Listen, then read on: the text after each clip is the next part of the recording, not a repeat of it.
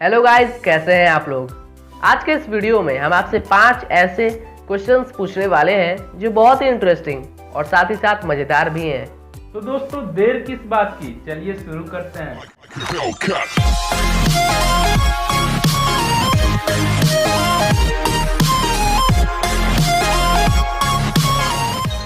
दोस्तों हमारा पहला सवाल है कि दो बॉक्सर्स के बीच में एक मुकाबला तय किया गया जो 12 राउंड का था, टोटल 12 राउंड का था। और ये एक प्योर बॉक्सिंग का मुकाबला था जिसमें केवल पंच का इस्तेमाल किया जा सकता था, हाथों का ही, शरीर के किसी और हिस्से का इस्तेमाल नहीं किया जा सकता था। और मैच जब किया गया तो 6 राउंड यानी 6 राउंड के बाद ही एक बॉक्सर नॉकआउट हो गया। लेकिन अभी तक किसी आदमी ने एक भी पंच का इस्तेमाल नहीं किया था, तो आखिर ये कैसे पॉसिबल हुआ। दोस्तों क्या आप इस सवाल का जवाब दे सकते हैं, और वो भी 10 सेकंड्स में।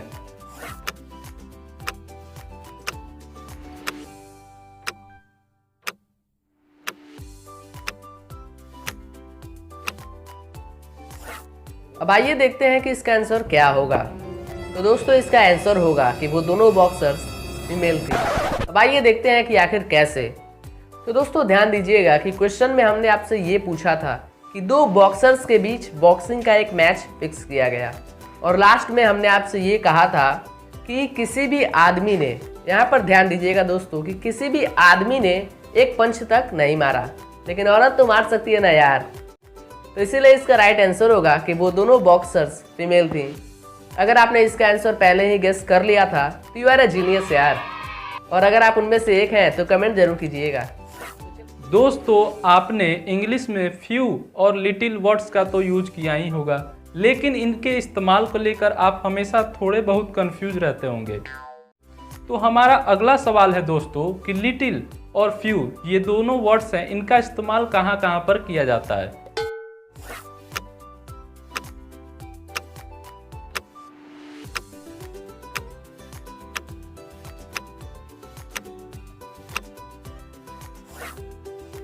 उम्मीद करता हूँ कि आप में से कई लोगों को इसके बारे में पता होगा, लेकिन बहुत सारे लोग ऐसे भी होंगे जिनको लिटिल और फ्यू के प्रयोग में लेकर कन्फ्यूजन होगा। तो कोई बात नहीं यार, आज आपका कन्फ्यूजन दूर होने वाला है। तो आइए देखते हैं कि लिटिल का प्रयोग कहाँ होगा और फ्यू का प्रयोग कहाँ होगा। तो दोस्तों लिटिल का प्रयोग सिंगुलर अनकाउंटेबल नाउन, इसके बारे में तो आप जानते ही होंगे। सिंगुलर अनकाउंटेबल नाउन के अंदर वाटर या फिर मनी इस तरह के वस्तु आ जाएंगे जिसे हम गिन नहीं सकते हैं, और जो सिंगुलर फॉर्म में है। तो इसके पहले लिटिल का प्रयोग होगा। जैसे कि दोस्तों इसका एक एग्जांपल लेते हैं कि I have little water left in my bottle. और आइए अब फ्यू का भी प्रयोग देख लेते हैं। तो दोस्तों फ्यू का प्रयोग प्लूरल काउंटेबल नाउन, यानी कि जो प्लूरल फॉर्म में हो और जिसे गिना जा सके, जैसे कि फ्रेंड्स या फिर पीपल। तो इसका भी एक एग्जांपल देखते हैं कि आई हैव फ्यू फ्रेंड्स इन दिल्ली। तो दोस्तों इस तरह से ये जो लिटिल और फ्यू का प्रयोग किया जाता है। और साथ ही यहाँ पर एक बात ये भी याद रखिएगा कि जो लिटिल और फ्यू है, इन दोनों का प्रयोग बिल्कुल स्मॉल क्वांटिटी, यानी कि एक तरह से कह सकते हैं नहीं के बराबर वस्तुओं के लिए किया जाता है। दोस्तों जैसे कि आप इस वर्ड को कन्फ्यूजन, इस वर्ड को स्माइल और इस वर्ड को एंगर बोलेंगे, तो हमारा अगला सवाल आपको स्क्रीन पर दिखाई दे रहा होगा। आप इस वर्ड को क्या प्रोनाउंसिएट करेंगे, यानी क्या बोलेंगे।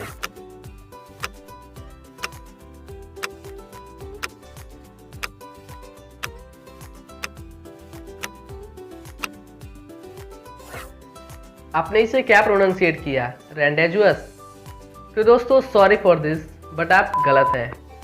ये जो वर्ड है ना, इसे हम प्रोनाउंसिएट करेंगे रॉन्डेवू। दोस्तों जो इंग्लिश होता है ना, वो बहुत सारे भाषाओं के शब्दों से मिलकर बना होता है, और ये जो रॉन्डेवू है वो फ्रेंच ओरिजिन का एक शब्द है। तो इसलिए जो अंग्रेज होते हैं, अमेरिकन्स होते हैं, वो भी इसे अच्छे से नहीं पढ़ पाते हैं, उन्हें भी इसे पढ़ने में दिक्कत होता है। तो कैसा लगा आपको हमारे ये सवाल, आप कमेंट करके ज़रूर बताइएगा। दोस्तों जब आप किसी से एंग्री होते हैं या आप किसी से आपकी लड़ाई हो जाती है, तो आप अपने मन की भड़ास निकालने के लिए कुछ अपशब्द या गालियों का प्रयोग करते हैं, और उन गालियों को देने के बाद आपके मन को जो सुकून मिलता है उस फीलिंग को क्या कहते हैं? इंग्लिश में उस फीलिंग को क्या कहते हैं?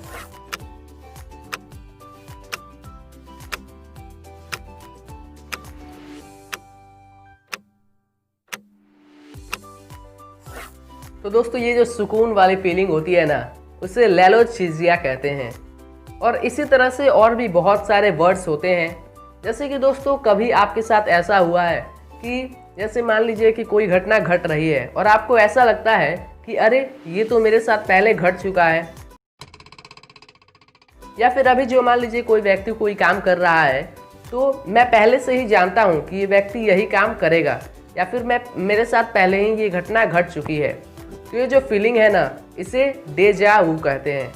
भाई मैंने तो डेजा वू को बहुत बार एक्सपीरियंस किया है। क्या आपने भी इसे एक्सपीरियंस किया है? तो कमेंट जरूर कीजिएगा। और अगर आपके पास ऐसे ही और वर्ड्स हैं तो उसे भी प्लीज़ कमेंट जरूर कीजिएगा। आगे बढ़ने से पहले अगर आपने हमारे वीडियो को लाइक नहीं किया है तो क्या कर रहे हो यार, जल्दी से लाइक कर दो हमारे वीडियो को और सब्सक्राइब भी कर दीजिए दोस्तों हमारे चैनल को। और साथ ही जो वो घंटी है उसे भी दबाना नहीं भूलिएगा, क्योंकि आने वाले समय में हम और भी ऐसे ही इंटरेस्टिंग वीडियो बनाने वाले हैं। तो चलिए बढ़ते हैं अपने अगले क्वेश्चन की ओर।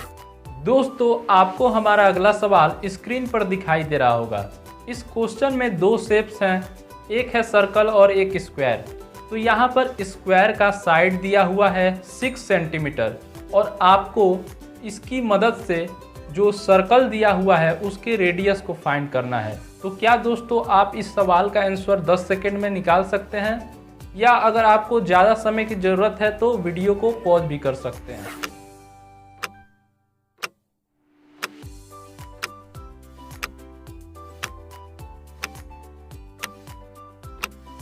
तो चलिए अब अपने क्वेश्चन को सॉल्व करते हैं। ये रहा हमारा क्वेश्चन जिसमें स्क्वायर का साइड 6 सेंटीमीटर दिया हुआ है। अब एक थ्योरम होता है कि सेंटर से किसी भी कोड पर अगर परपेंडिकुलर लाइन खींची जाए तो वो उसे 2 बराबर भागों में बांटेगी। अब सेंटर से सर्कल तक की लंबाई r के बराबर होगी, यानी रेडियस के बराबर। तो जो ये वाली लंबाई है वो 6 माइनस r के बराबर होगी। और फिर से सेंटर से सर्कल तक की लंबाई r के बराबर होगी। और यहाँ पर एक ट्रायंगल बन गया है जो एक राइट एंगल ट्रायंगल होगा। तो पाइथागोरस थ्योरम से हम r का वैल्यू फाइंड कर सकते हैं। Now by Pythagoras theorem 6 minus r का whole square plus 3 square equal to r square. और इसे सॉल्व करने के बाद हम r का वैल्यू 3.75 पाते हैं। तो दोस्तों कैसा लगा हमारा वीडियो कमेंट में ज़रूर बताइएगा। Thanks for watching.